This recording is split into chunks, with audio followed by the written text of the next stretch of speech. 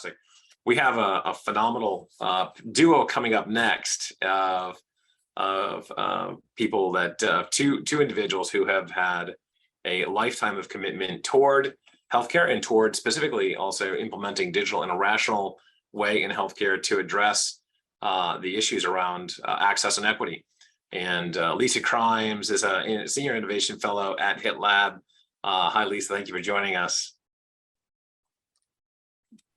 Thanks, Dan. Always great to chat and have these conversations, especially an important one for us to be talking about. Really is, really is. And joining Lisa today will be April Smith-Hirak, one of the leaders in the HHS, Health and Human Services for the U.S. government, and working and leading a lot of what's happening out of the Northeast region. Hey, April, how you doing? Hi, great. Good to be here, Stan. Good, good. So Lisa's going to lead an interview with April now, and we're going to hear a lot more about what's happening and get that perspective from April around access and equity from the governmental side. Thank you, Lisa. Sure, absolutely. Hi, April. So great to chat with you again. This is there's so much for you to share, but I thought we would maybe just start with you sharing a little bit about your journey to being a regional health administrator for HHS. Sure. Well, I'm a little bit of a weird fit for public health. I started out as a PhD in psychology, and I studied social psychology. And my doctoral thesis was about stereotyping and discrimination, and what types of stereotyping lead to discrimination. So I actually have a very long history in equity and equitable health and other work. And over the course of the years, I went through CDC. I ran a bunch of different areas there, and then came to the region about almost 13 years ago now. And I've been working for the last 5 as the regional health administrator. That's awesome. That's a great path to get there for sure. Well, can you jump in and talk a little bit about the relationship between public health and health equity and access? I mean, how does all that come together? Yeah, so in public health, we've been talking about equity, and it's taken various terminology forms over the years, but we went from social determinants of health, and we're moving forward in the equity space. So we're talking about health equity, and talking about public health equity is a little bit broader than digital and health tech. It's talking about the ability for everybody to achieve their best health. And that's really the mission of Health and Human Services. So it's exactly what we've always done.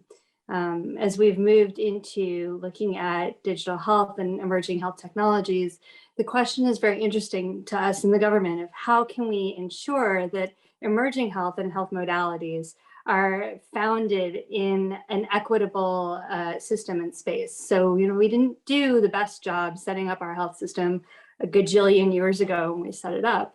But we have an opportunity now as we're moving forward into next phase of health and healthcare to build a really equitable foundation, which would mean equitable access and a system that really uses this new technology and all these health modalities and new biotech knowledge to benefit all of society as a whole in a very equitable way. That's fantastic there too. Well, what about I thought this was really interesting, but can you talk a little bit about how, the federal government basically invests in the resources and continuing that work of getting access and equity to care? And then I think we talked a little bit about health literacy, and you might want to, maybe if that relates a little bit here too, if you can tie that in or how that plays a part of this. Absolutely. So we have a few pieces of that there. So we have, over time, we have invested in innovation in very different ways throughout Health and Human Services. We have many, many agencies that you probably all recognize and maybe don't realize are part of HHS. So we have the FDA, we have CMS, we have CDC, we have NIH. All of those are HHS agencies, and there are more. There's the SAMHSA, which focuses on substance abuse and mental health.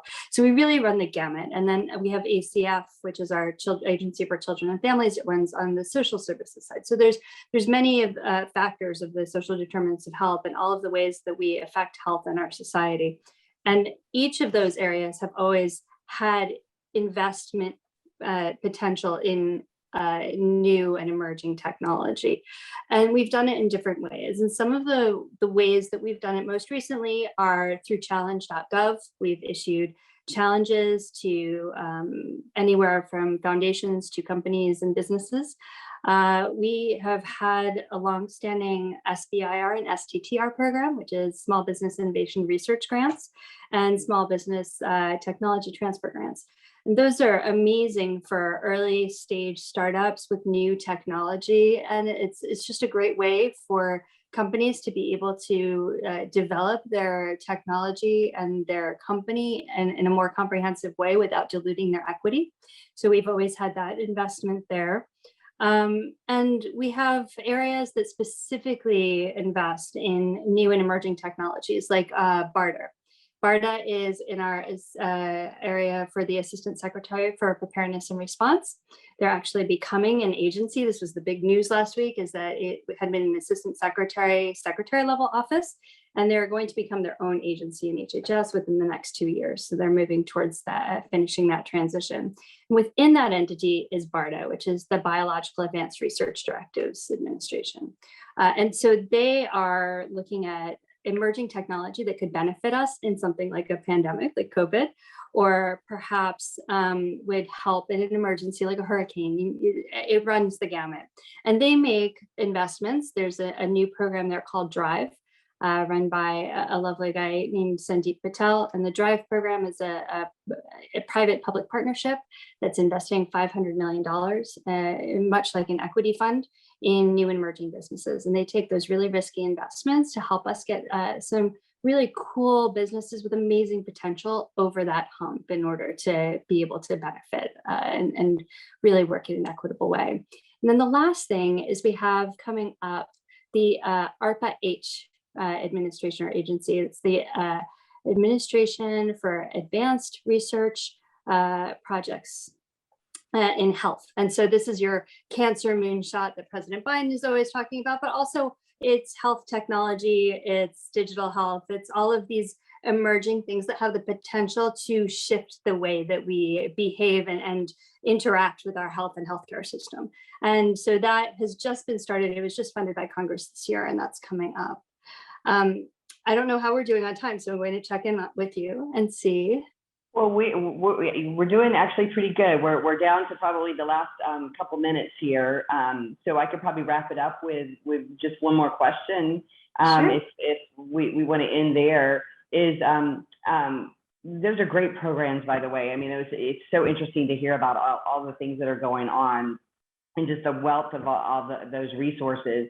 Can you also just talk a little bit about the necessity for an AI-based approach and how the data is used to optimize healthcare delivery, specifically how the HHS is approaching and addressing this issue?